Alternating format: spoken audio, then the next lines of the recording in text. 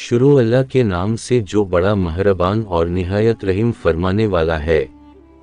حضرت عیسیٰ علیہ السلام کا واقعہ بیان کیا جاتا ہے کہ بنی اسرائیل میں ایک شخص تھا جس کی بیوی نہایت حسین تھی، جس پر وہ اسرائیلی فریفتہ تھا۔ چنانچہ جب اس عورت کا انتقال ہو گیا تو اس اسرائیلی شخص کو بڑا قلق ہوا اور ایک مدت تک وہ اس کی قبر پر بیٹھا روتا رہا۔ اتفاقا حضرت عیسیٰ علیہ السلام کا ادھر سے گزر ہوا تو انہوں نے اس اسرائیلی کو پریشان حال دیکھ کر اس سے سبب جانا، تو جب اسرائیلی نے اپنا واقعہ بیان کیا تو حضرت عیسیٰ علیہ السلام نے دریافت فرمایا، کیا تو چاہتا ہے کہ میں اس کو تیرے لیے زندہ کر دوں؟ اس نے عرض کیا کہ ہاں حضور، میں یہی چاہتا ہوں۔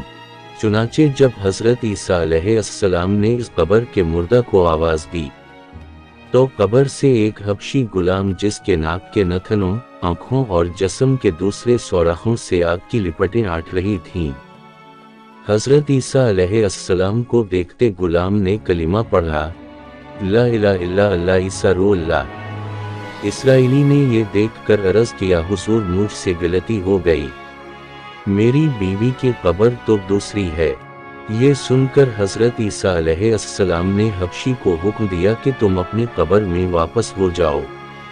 چنانچہ وہ مردہ ہو کر گر گیا اور اس کی قبر کو مٹی سے چھپا دیا گیا۔ پھر حضرت عیسیٰ علیہ السلام نے اس دوسری قبر کی جانب توجہ فرمائی اور حکم دیا کہ اے صاحب قبر، اللہ کے حکم سے زندہ ہو جا۔ چنانچہ قبر پھٹی اور اس سے ایک عورت سر سے گرد جھاڑتی ہوئی باہر آ گئی، جس کو دیکھ کر اسرائیلی بولا کہ یا رو اللہ، میری بیوی یہی ہے۔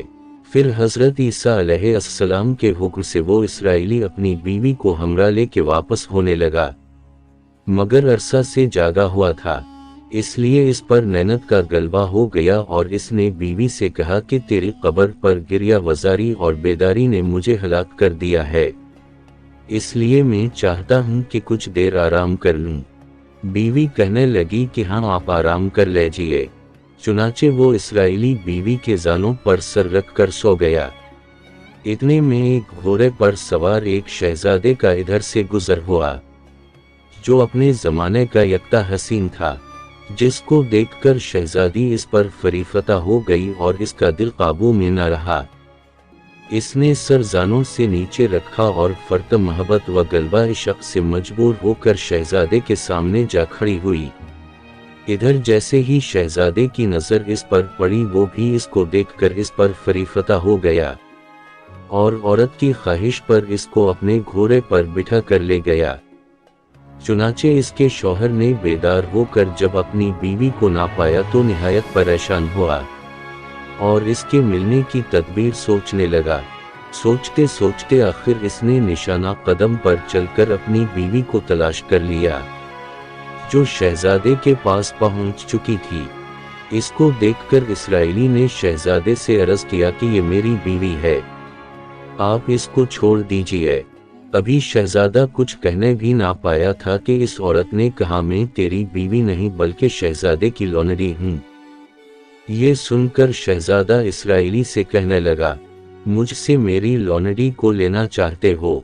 اس نے کہا، خدا کی قسم یہ میری بیوی ہے، جس کو میرے سردار حضرت عیسیٰ علیہ السلام نے مرنے کے بعد میرے لیے زندہ کیا ہے۔ ابھی یہ گفتگو ہو رہی تھی کہ اتفاقا حضرت عیسیٰ علیہ السلام وہاں تشریف لے آئے، جن کو دیکھ کر اسرائیلی کہنے لگا، یا رو اللہ، کیا یہ میری وہ بیوی نہیں ہے جس کو آپ نے میرے لیے زندہ کیا ہے؟ حضرت عیسیٰ علیہ السلام نے فرمایا کہ ہاں یہ وہی ہے۔ یہ سن کر عورت کہنے لگی کہ یا رو اللہ، یہ شخص جھوٹا ہے، میں اس شہزادے کی لونڈی ہوں۔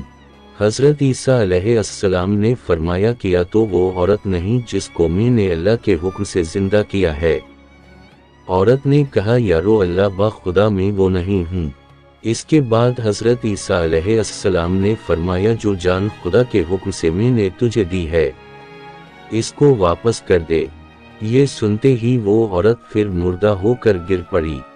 پھر حضرت عیسیٰ علیہ السلام فرمانے لگے کہ جو شخص ایسے آدمی کو دیکھنا چاہے جو کافر مرا تھا اور زندہ ہو کر ایمان لایا تو وہ اس حبشی غلام کو دیکھ لے، اور جو کوئی ایسے شخص کو دیکھنا چاہے جو مومن مرا تھا۔ پھر اللہ نے اس کو زندہ کیا اور کافر ہو کر حالت کفر میں مر گیا تو وہ اس عورت کو دیکھ لے۔ اس واقعے کو دیکھ کر اسرائیلی نے قسم کھائی کہ اب کبھی نکاح نہ کروں گا اور میدانوں کی طرف نکل گیا، جہاں اللہ تعالیٰ کی عبادت میں مصروف رہ کر اسے موت آ گئی۔